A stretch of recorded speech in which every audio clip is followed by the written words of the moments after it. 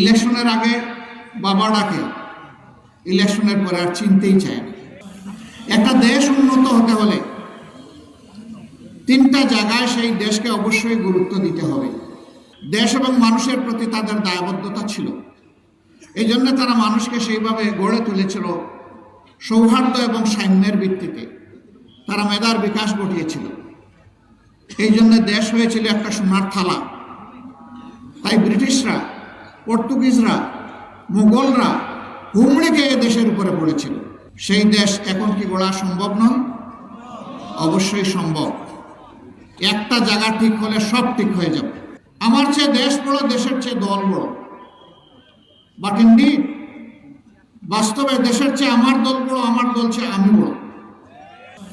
একটা দেশ উন্নত হতে হলে তিনটা জায়গায় সেই দেশকে অবশ্যই গুরুত্ব দিতে হবে। প্রথমটা আমরা ধারণা করি অ্যাগ্রো ইন্ডাস্ট্রি, কৃষিজ শিল্প। এর সাথে মাছ, পশু সব কিছু আসবে, কিছুই বাদ যাবে না।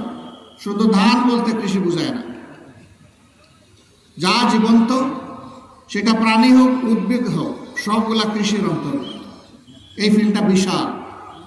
আমাদের দেশে পরোক্ষ প্রত্যক্ষভাবে ৭৮% মানুষ কৃষির সাথে সম্পর্কিত। দ্বিতীয়টি হচ্ছে ইলেকট্রোমেকানিক্যাল ইন্ডাস্ট্রি, আমরা যেগুলোকে ইন্ডাস্ট্রি বলি সেগুলো, এটা বহুমাত্রিক। তৃতীয় হচ্ছে হিউম্যান ইন্ডাস্ট্রি, মানুষই একটা শিল্প। এই মানব শিল্প,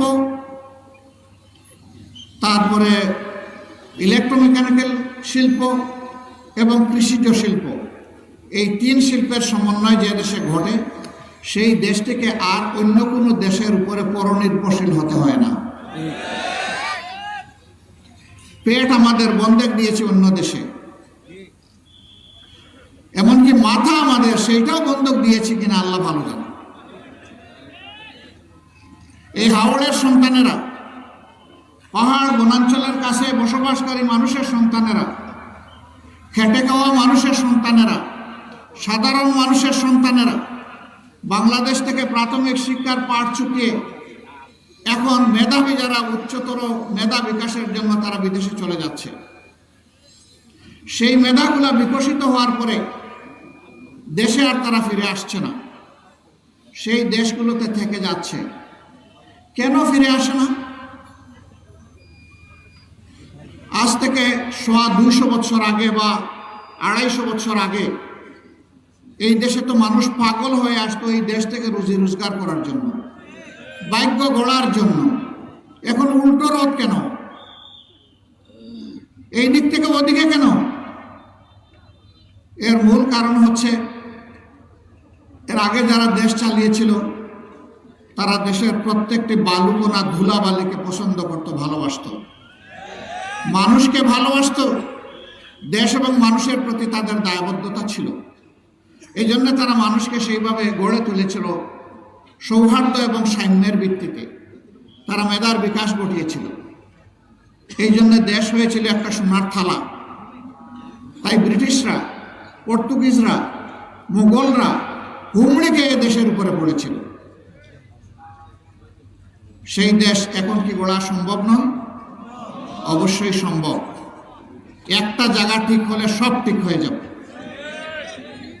সেই জায়গাটা হচ্ছে জাতির নেতৃত্বের জায়গায় যারা থাকেন তাদের সুনির্দিষ্ট কমিটমেন্ট, মিশন এবং ভিশন থাকতে হবে। তারা তাদের জাতিকে কোথায় নিতে চান? নিজেকে নয়। কি চমৎকার স্লোগান রাজনীতিবিদদের, আমার চেয়ে দেশ বড়, দেশের চেয়ে দল বড়, বাট ইনডিড বাস্তবে দেশের চেয়ে আমার দল বড়, আমার দল চেয়ে আমি বড়। রাজনীতিতে আমরা এই ধোঁকাবাজি এবং মিথ্যাচার দেখতে দেখতে এই দেশের জনগণ এখন ক্লান্ত, এখন বিরক্ত। কিছু রাজনীতিবিদরা কথা বলবে, মনে হবে এইমাত্র বোধহয় আল্লাহ আসমান থেকে আমাদের জন্য ফেরেশতা পাঠিয়েছে। ইলেকশনের আগে স্লোগান দেয় অমুক নেতার চরিত্র কি জানি ফুলের মতো পবিত্র। আবার কেউ কেউ আরো একটু একেবারে বলে আমার নেতার চরিত্র ফুলের চেয়েও পবিত্র। ওরে বাপরে! হ্যাঁ, পবিত্র থাকে কয়দিন? ওই কয়দিন ইলেকশনের রেজাল্ট হওয়া পর্যন্ত। লোকে বলে আগে এসা আমার জিতা বাপের কবর জিয়ারত করতে চাইতো, আমার মন জয় করার জন্য বলতো আসেন আগে চাচার কবরটা জিয়ারত করে আসি, তারপরে আপনার সাথে কথা বলবো। বলতো আস্তাগফিরুল্লাহ, আমার বাবা তো এখনো জীবিত, খবর রাখে না, রাখবে কেমনে? বুট নিয়ে 5 বছর ঘুমায়, নিজের কপাল গড়ে, কে মরল কে বাঁচলো এটার হিসাব তার কাছে থাকে না, তাই আন্দাজের উপর গুলি ছুড়ে দেয় যদি কাজে লেগে যায়। ওই যে একটা কথা আছে না, যদি লেগে যায়, ওই রকম চালায়। ইলেকশনের আগে বাবা ডাকে, ইলেকশনের পরে আর চিনতেই চায় না। এক ভদ্রলোক 3 বছরের মাথায় পরীক্ষা করার জন্য নেতাজির সামনে গিয়ে আসসালামু আলাইকুম রহমতুল্লাহ বলেছে, জবাব দেয় নাই। আবার সালাম দিয়েছে, জবাব দেয় নাই। তৃতীয়বার সালাম দিয়ে বলেছে আপনি কি আমাকে চিনতে পারছেন? কোথায় যেন আপনাকে দেখেছিলাম। আস্তাগফিরুল্লাহ, মানুষ তার নিজের বাবারেও ভুলে যায়, এই প্রথম দেখলাম। আপনি আমার বাবা হলেন কেন? বলে আপনারা 3 বছর আগে আমাকে ভোট নেওয়ার সময় বাবা ডেকেছিলেন অমুক গ্রামে, আমি কিন্তু সেই ব্যক্তি। সম্মানিত ভাইয়েরা, এইরকম ধোঁকাবাজের রাজনীতি যারা করবে তাদেরকে দিয়ে আর যাই হোক দেশের আমূল পরিবর্তন সম্ভব নয়। বরঞ্চ যে মানুষটা বিশ্বাস করে আমার প্রতিটি চিন্তা, কথা এবং কাজ এর উপর আল্লাহ তাআলা 2 জন সাক্ষী নিয়োজিত করে রেখেছেন।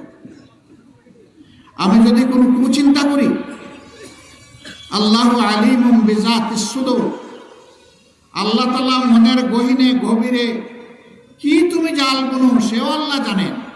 অতএব সাবধান, তোমার মুখ থেকে বের হয়ে যাওয়া কথা এখন আর তোমার প্রপার্টি নয়, এখন এটা হয়ে গেছে পাবলিক প্রপার্টি। অতএব কথা বলতে সাবধান। তোমার কাজ তুমি মনে করো না প্রকাশ্যে কিংবা গোপনে, শক্তির বলে দাপটে তুমি যাই করবা সব কিছু সঠিক। নো, যেটা সঠিক সেটা সঠিক, যেটা বেঠিক সেটার জন্য কনসিকুয়েন্স, পরিণতি ভোগ করার জন্য তোমাকে তৈরি থাকতে হবে।